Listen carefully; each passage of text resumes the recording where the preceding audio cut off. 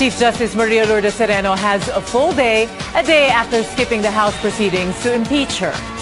A transport official steps down amid troubles the MRT line is facing. And two local indie bands suffer a fallout over alleged sexual misconduct. Transportation Undersecretary for Railways Cesar Chavez resigned effective today. Chavez said recent events on the MRT3 system led him to tender his irrevocable resignation.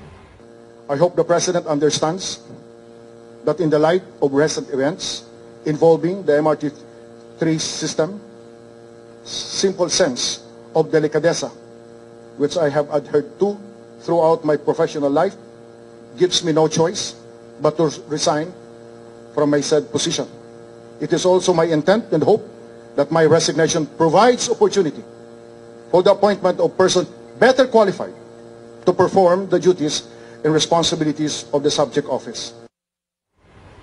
Transportation Secretary Art Togade says he did not cause or ask Chavez to resign. He adds Chavez has his full trust and confidence. Senator J.V. Ejercito worries Chavez's resignation will mean more delays in resolving the MRT problems as transition will take place from Chavez to his replacement. Now on to another government official, this time presidential spokesman Harry Roque, who took the MRT this morning. Here's our senior correspondent Ina Andalong with the story. The line was already fast-moving at past 9 in the morning.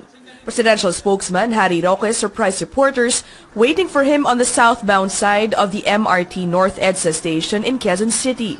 He went up the ramp from the other side, prompting us to rush up to see him at the ticketing booth. It was past rush hour, so the trains weren't as jam-packed compared to the trips around 6 or 7 in the morning. But passengers still had to squeeze their way inside the train. Ang pila po talaga ay paikot-ikot, no? Hindi na nga po ito rush hour, parang mga 1/4 kilometer pa ata yung pila, no? So I could imagine na kapag rush hour na paikot-ikot na parang ahas, baka 1 kilometro nga ang pila. It was cool inside our train. The air conditioner was working well. Even with a minimal elbow room, Roque made an effort to chat with some passengers. Among the topics, efforts to improve the MRT. Pero kasi talagang may problema dito. Unfortunately, hindi naman na sinimulan niya ni Presidente Duterte problema, pero hindi naman naguhugas kamay, no? Kaya nga tinake over na ng MRT itong maintenance. Mula nung nag-take over ang gobyerno nitong Nobyembre, mas efficient ba? Biro mo to, nandito na tayo sa Cubao, ang bilis-bilis, oh. Mga ilang minuto ba ito all the way to TAF?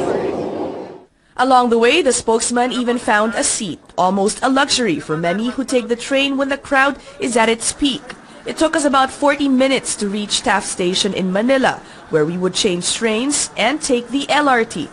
Roque says he plans to take the train regularly to show commuters the government wants to know their grievances. Okay naman siya dahil first hand na-experience niya kung gaano kahirap dito. Pero in fairness, mas malamig MRT ngayon. Hindi ko alam kung dahil nandito si spokesperson Harry Roque. Nakakatawa po kasi hindi doon siya sinubukan niya kung sumakay rin. Yung sa pila lang po, yun lang po yung tumatagal. At TAF station, a minor setback. The machine did not accept Roque's beep card, but it turns out nothing malfunctioned. His card credits were 3 pesos short for the trip. He had to line up again. Mabilis naman po siya at malamig, no? Siksikan lang. So, kinakailangan talaga dagdagan natin ang bagon. The ride from the LRT TAF station to Central Station was better. It was roomier and the aircon was working as well. There were no glitches in both trips, none of the separating coaches or the sudden midway stops. Before getting on his car and heading to Malacanang, a final assessment. Wala naman naging aberya doon sa ating sa biyahe sa MRT at LRT, no? Parehong mabilis, parehong malamig, pero parehong siksikan. Parang masiksikan talaga doon sa MRT kesa dito sa LRT. Itong LRT, napapatakbo naman pala ng tama, no? So sigurado ako na gagawin ng DOT ang lahat para maging kapareho lang ng LRT ang pagtakbo ng ating MRT. Roque says he will share his experience with the President and concerned transportation officials. For their part, commuters are hoping the publicity stint isn't all for show. Ina Andalong, CNN Philippines. The National Privacy Commission is ordering Uber Philippines to immediately find out if there were accounts of Filipinos compromised in a data hack that happened in late 2016. Uber Philippines committed to do so within 48 hours. What the company told the NPC so far is that 600,000 driver accounts worldwide were hacked. However, local Uber officials do not know yet if Filipinos were affected. Information hacked include either the driver or passenger's name, email address, and phone details. In case there's information of Filipino app users involved, the NPC says Uber Philippines may face penalties.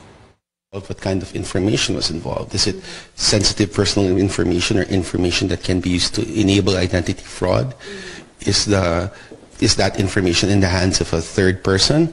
And does that information pose a real risk of serious harm to the data subject? If those three incidents or those three elements align, then we are looking at more serious penalties down the road. For now, the NPC advises Uber app users to practice good digital hygiene. That means regular changing of passwords and being aware of safe email practices, such as not opening links in mails directly.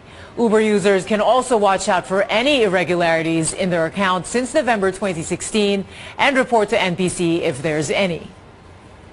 The Justice Department cleared former Customs Chief Nicanor Faeldon and other customs officials of liability in a multi-billion peso shabu smuggling. Our senior correspondent Cecil Ardezabal reports the decision raised concerns among senators.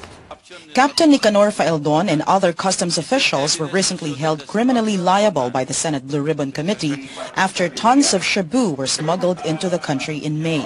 A decision which is in clear contrast to the Justice Department's resolution on Wednesday, clearing Faeldon and his men of involvement in what is considered one of the country's biggest haul of shabu, amounting to 6.4 billion pesos. Senators cannot understand how the Justice Department reached its decision despite the Senate committee's findings. Senate President Coco Pimentel says he will request Justice Secretary Vitaliano Aguirre to explain their decision to the Senate. Yun ang nakakapagtaka doon at saka nakakadismaya na halos lahat or lahat ba. So parang ang nakasuhan, private citizens lang. Paano nangyari yun? 600 kilos po yan. Mahirap yata paniwalaan na walang cooperation from the inside. Talagang hindi nakataka-taka na pagkakampi nila ay talagang pinapablusot nila, pero pagka kritiko nila, iniipit nila. Senator Kiko Pangilinan is one with Senator Richard Gordon in asking the Ombudsman to acknowledge the culpability of the named customs officials. Gordon says he will submit the Blue Ribbon Committee's findings to the Ombudsman. I think we can go to Ombudsman, and the Ombudsman should recognize that there's a case against them, and also for violation of the Anti-Graft and Corrupt Practices Act and the Customs Modernization Law. Senator Ping Lacson says many of them who participated and witnessed the hearings on the smuggled 6.4 billion peso worth of shabu shipment that happened right under the noses of the customs officials are shocked and angered by the dismissal of the case against the BOC officials. He stresses that the drug shipment would not have been released without the knowledge of BOC personnel. Senators think there is a pattern to what they consider the questionable decisions of the Justice Department. 1 year ago, the Senate recommended the filing of murder charges against police officers involved in the killing of Albuera Mayor Rolando Espinosa. 7 months later in June, the Justice Department downgraded the offense to homicide. Meantime, Faeldon's lawyer says his client is happy to be vindicated. We have not asked the Senate, specifically the Blue Ribbon Committee, nor will we ever ask or request it to release Captain Faeldon, despite the vindication that we received. Faeldon, however, remains in detention at the Senate until he agrees to face the Blue Ribbon Committee once again. Cecil Ardezabal, CNN Philippines. The Philippine Drug Enforcement Agency will appeal a Justice Department decision to drop drug charges against former customs officials in relation to the 604-kilogram shabu smuggled from China. PDEA spokesman Derek Carrion says the agency will exhaust all legal remedies available. Although there is the process of automatic review which is inherent to such cases being handled by the Department of Justice, But our legal and prosecution service is going to definitely work on all possible legal remedies available to us in regard to that case. More local news later. Here are the top stories from around the world. Health conditions of a North Korean soldier who dramatically defected are providing clues into the situation inside the secretive rogue state, experts said Wednesday. The defector, whose last name is Oh, required emergency treatment for his wounds, including extensive surgery. Doctors removed a large number and multiple forms of parasitic worms, some as long as 27 centimeters. The soldier also had hepatitis B, which is a serious risk factor for liver cancer. He's the third member of North Korea's military to defect this year. U.S. Secretary of State Rex Tillerson shifts his stance on Myanmar government's actions against the Rohingya Muslim minority in the country, labeling it ethnic cleansing. Tillerson had earlier refused to use the term, saying instead he was very concerned about the reports.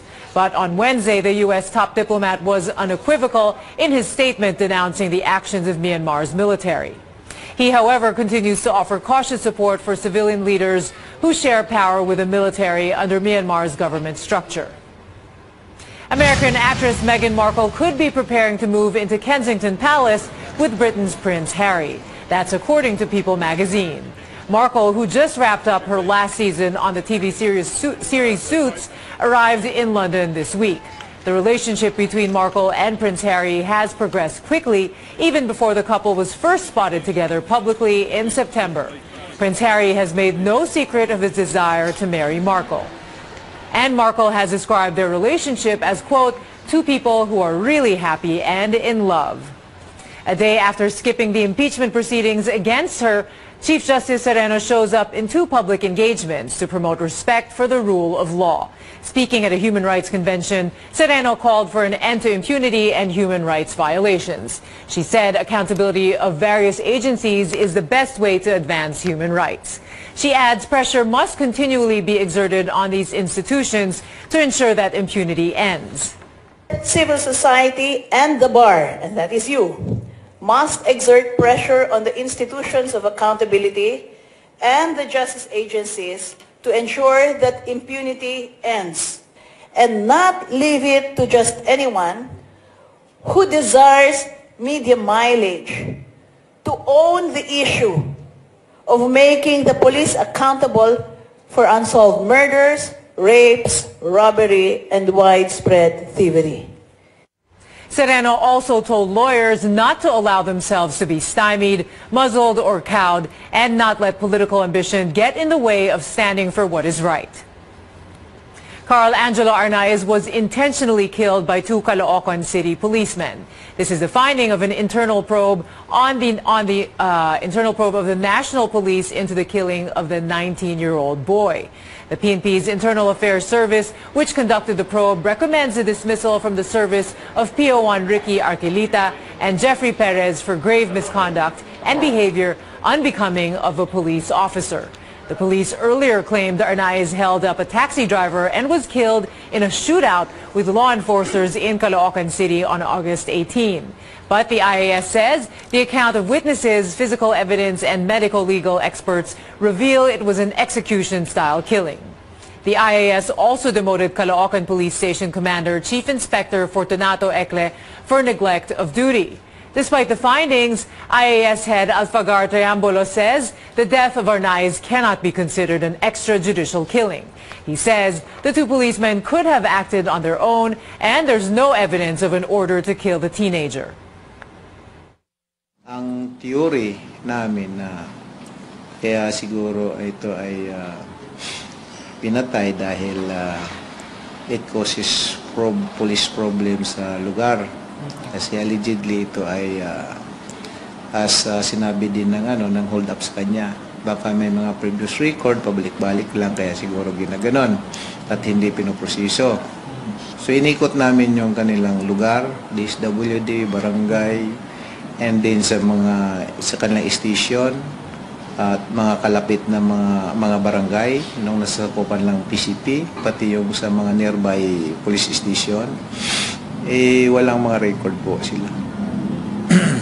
So, hindi natin alam kung ano talagang motive mga respondent. The recommendation on the administrative case against 3 policemen are now at the office of PNP Chief Bato de la Rosa for approval. It's exactly 8 years since the Maguindanao massacre, but justice remains elusive for families of the victims.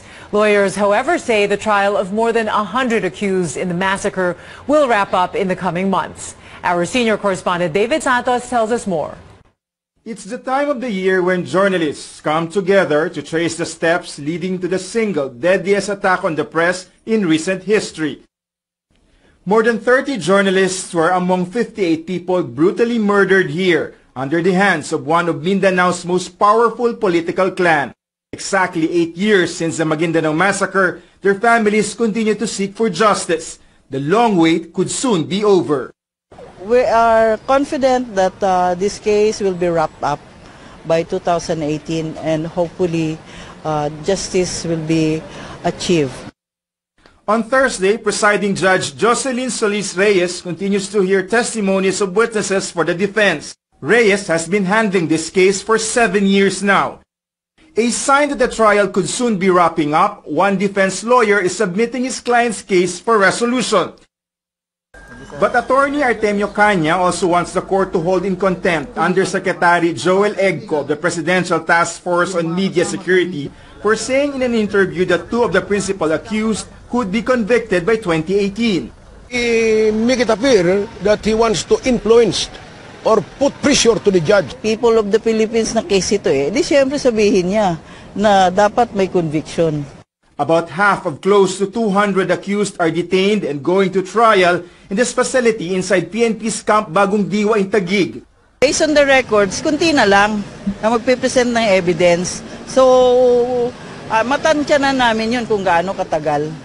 Despite what are seen were delaying tactics that dragged the case for years, journalists welcome the possibility this could be decided by next year.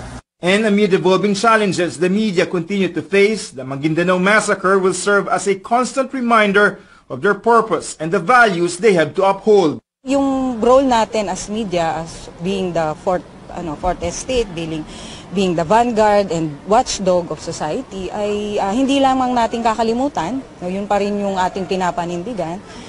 We're here to stay. David Santos, CNN Philippines. The families of 58 victims gathered at the massacre shrine in Ampatuan, Maguindanao for today's commemoration.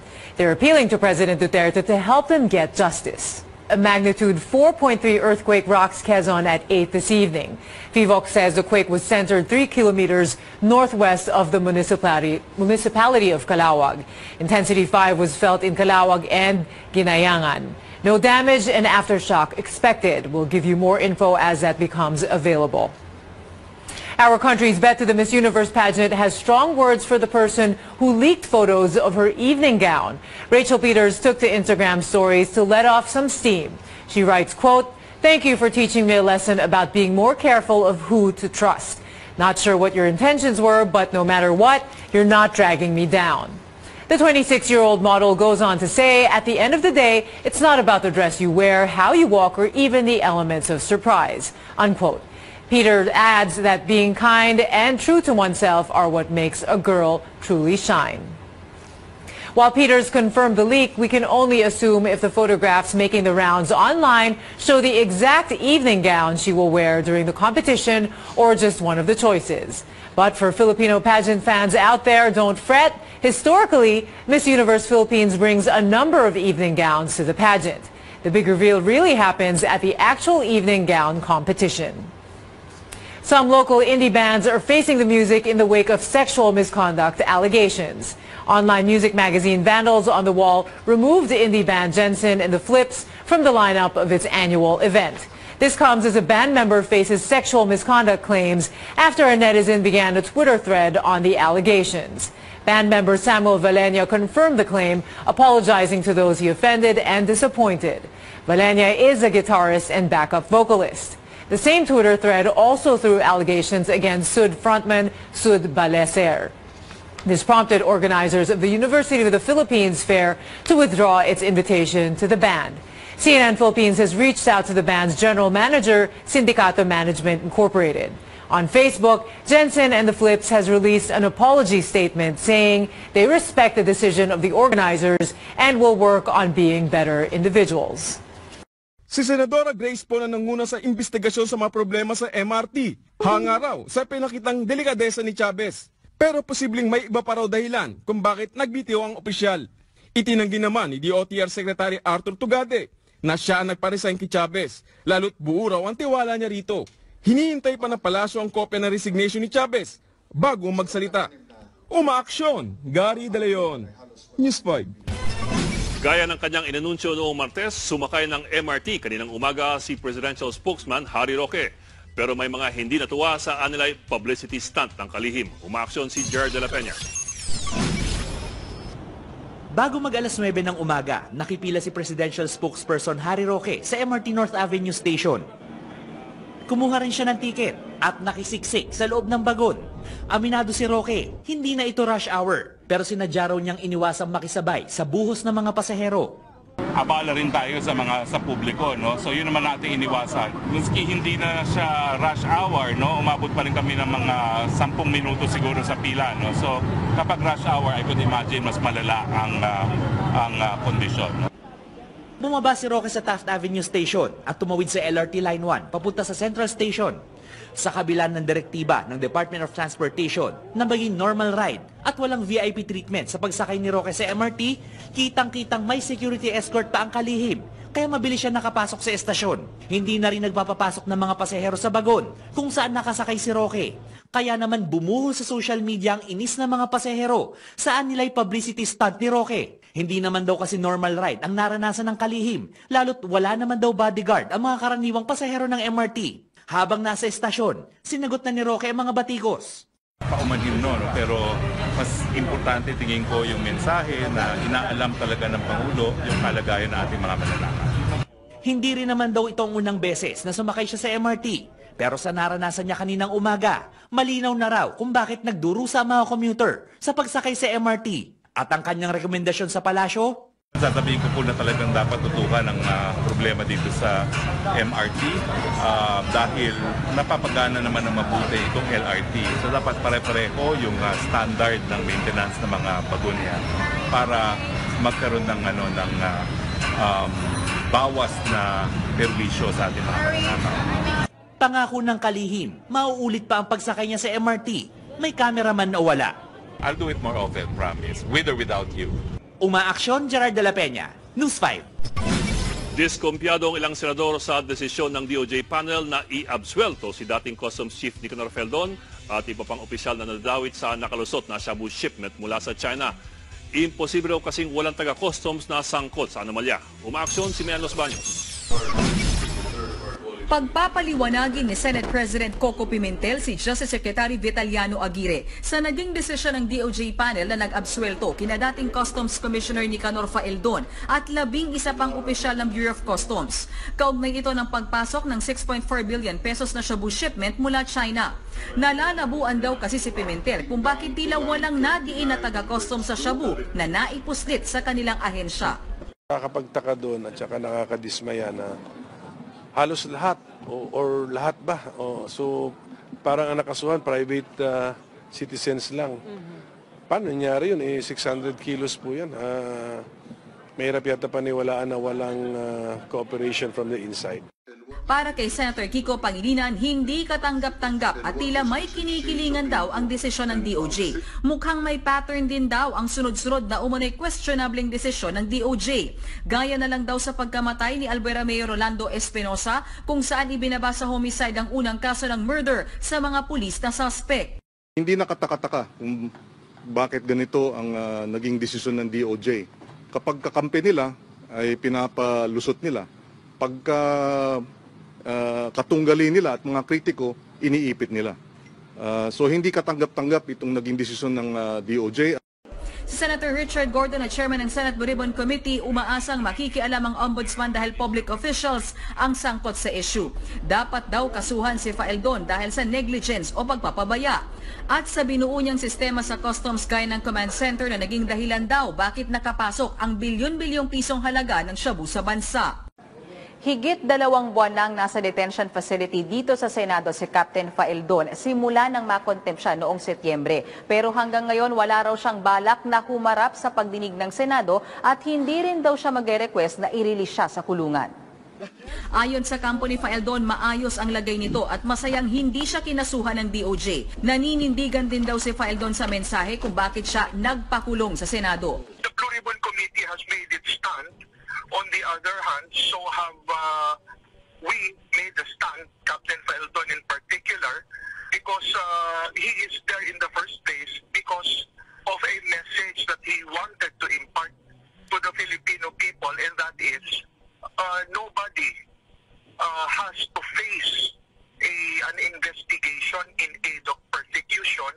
Para kay Senator Gordon, habang iniisdam ni Faeldon ang mga pagdinig ng Senado, ay posible pa siyang magtagal sa kulungan. Pero dahil magpapasko na, sabi naman ni Pimentel, baka posible raw mapag-usapan ng mga senador na palayain si Faeldon basta't dadalo na siya sa mga pagdinig. Umaaksyon Mean Los Baños, News 5. Nanganganib makasuhan ng perjury si Attorney Larry Gadon. Yan ay matapos niyang sabihin kahapon under oath na galing sa isang journalist ang impormasyon tungkol kay Supreme Court Chief Justice Maria Lourdes Sereno. Kaugnay ito ng sinasabing pakikialam ni Sereno sa isang resolusyon ni Supreme Court Justice Teresita de Castro. Sa pagdinig kahapon ng House Committee on Justice kaugnay ng impeachment complaint laban kay Sereno, sinabi ni Gadon na ang journalist ng Manila Times na si Jomar Canlas ang nagsabi sa kanya tungkol sa issue sa resolusyon. Si de Castro raw ang nagkumpirma nito sa reporter, pero tinanggi naman ito ni de Castro.